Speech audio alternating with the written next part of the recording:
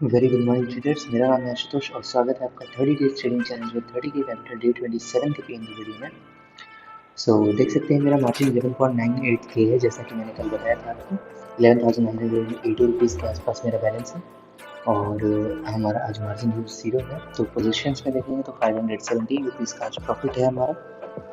और ये हुआ कैसे, मैं आपको एक्सप्लेन करता हूँ। ऑर्डर्स देखेंगे तो 195 पर उठाया है हमने 195.40 पे, और सेल किया है 205 रुपीज़ 0.75 पैसे पर हमने सेल कर दिया है।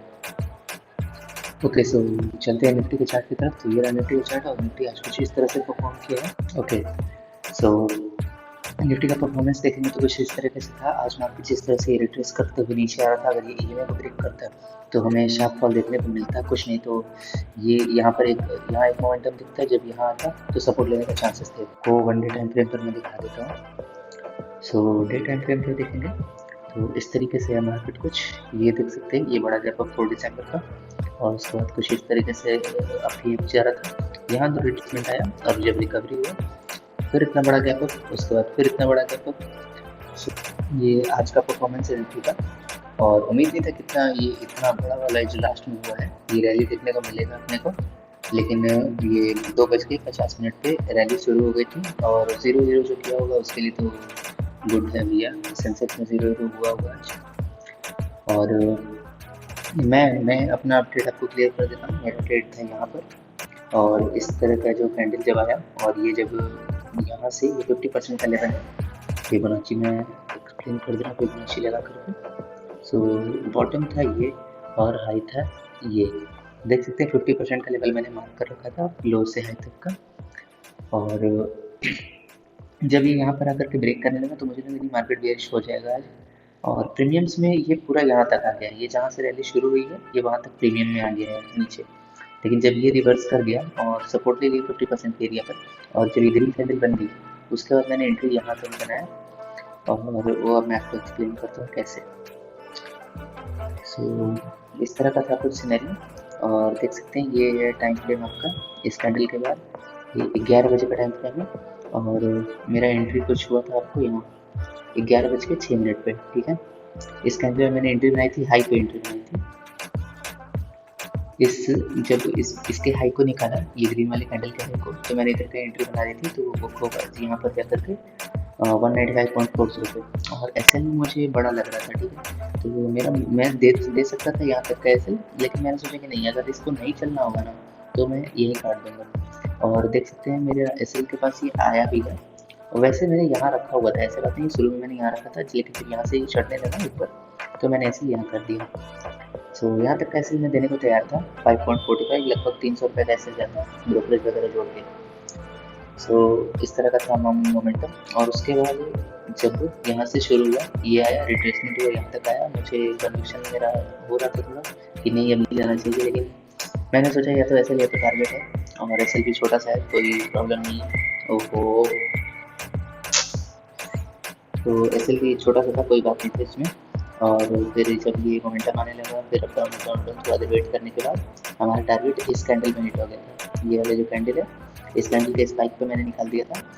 और जब मैं ट्रेड कर रहा था तो ये 204 पर प्राइस रुक रही थी, और जैसे ही ये वाली कैंडल 204 को ब्रेक किया ऊपर, तो मैंने एग्जिट किया, और एग्जिट हुआ है लगभग कुछ 205.70 पर, और 25.75 पे हमारा एग्जिट प्राइस, और अच्छा खासा पीक पर ही एग्जिट हुआ है।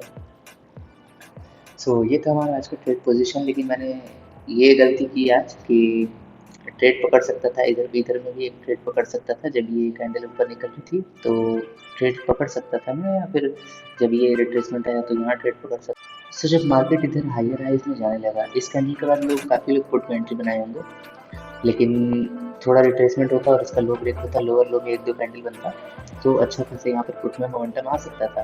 लेकिन जब ये वापस से रिवर्स किया और ये ऊपर जाने लगा, तो बिल्कुल यहाँ पे छोटा सा, बहुत छोटा सा ऐसा है, बिल्कुल आप देख सकते हैं। आपको क्वेश्चन बना के दिखाता हूँ, अगर मैं होता तो मार्केट में होता तो ज़रूर कैप्चर करता, ये मतलब कोई चांस ही नहीं था ये छोड़ने का। देख सकते हैं कितना छोटा सा एसएल है, 5 पॉइंट का एसएल है। कैंडल लो का एसएल रखिए, इस कैंडल में एंट्री बना सकते थे, या फिर इस कैंडल में एंट्री बना सकते थे। मतलब एसएल इतना छोटा छोटा है, कुछ नहीं बोल सकते इसके एसएल्स का। बस एंट्री बनाना था, 5 पॉइंट का एसएल लगभग, और फिर देखो भैया जो मोमेंटम के साथ पॉइंट मिला है, जो मिला है पॉइंट, मतलब 100 पॉइंट, समझ रहे हैं? एक लॉट से 5,000 रुपये होते हैं 100 पॉइंट। इस तरह से कैप्चर करूँगा, किसी ना किसी दिन तो ज़रूर करूँगा। और अभी 3 दिन बचे हैं ये कल तक फिनिश होने में हमारा ट्रेडिंग चैलेंज। सो ठीक है, इस तरह के मार्केट को अवॉइड भी करना चाहिए, इतना वैल्यू हमेशा होता नहीं है। और जो अपना है हमेशा डेली का टारगेट बेसिस उस पर अपना काम करो, सबसे बेस्ट चीज़ है वो। तो हमारा तो यहाँ सिंपल सा सेटअप था, और छोटे से एसएल के साथ अच्छा खासा 1:2 का टारगेट मिल गया, अपना काम खत्म है आज का। सो अगर डेली डेली इस तरह का हो तो अच्छा ही है। और ये मोमेंटम जो है ये डेली तो होता नहीं है, तो इसके पीछे भागना नॉनसेंस वाली बात है। लेकिन कभी ना कभी एक बारी पकड़ना चाहिए, महीने में एक बारी सही कभी ट्राई तो करना चाहिए। क्योंकि मतलब मैं भी यहाँ अगर होल्ड करता, बस होल्ड ही किया कि ये मैं लास्ट तक अगर होल्ड कर देता तो ये मैं कैप्चर कर सकता था, क्योंकि कभी मार्केट में एसएल तक आया ही नहीं है। जहाँ मैंने एसएल रख, मेरे कॉस्ट प्राइस तक नहीं आया है, एसएल तो दूर की बात है। 200 रुपये तक मिनिमम ये आया है नीचे, उसके बाद ये 380 रुपये तक आया है। और इधर देखते हैं, इधर का एसएल दिया हुआ था मैंने 189 का कुछ, तो कभी कभी टच नहीं हुआ है। और सीधा ये 300 का 380 का हाई देख सकते हैं आप लोग।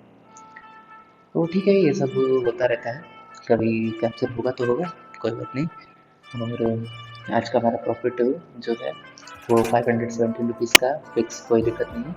और हमें थोड़ा बहुत और प्रॉफिट करना होगा कॉस्ट टू कॉस्ट आने के लिए। 3 दिन में और देखते हैं चैलेंज कहाँ ख़त्म होता है। आपको टोटल 30 डेज़ का पीएनएल मैं आपको जब ये चैलेंज खत्म हो जाएगा उसके अगले दिन में पोस्ट कर दूँगा। अगर बुक हो गया पोजीशन होगा। ओके, सो आज के लिए इतना ही, मिलते हैं आपके साथ अगले पीएनएल पे। तब तक के लिए बाय, और वीडियो को लाइक कर दीजिए, चैनल को सब्सक्राइब कर दीजिए। Okay bye.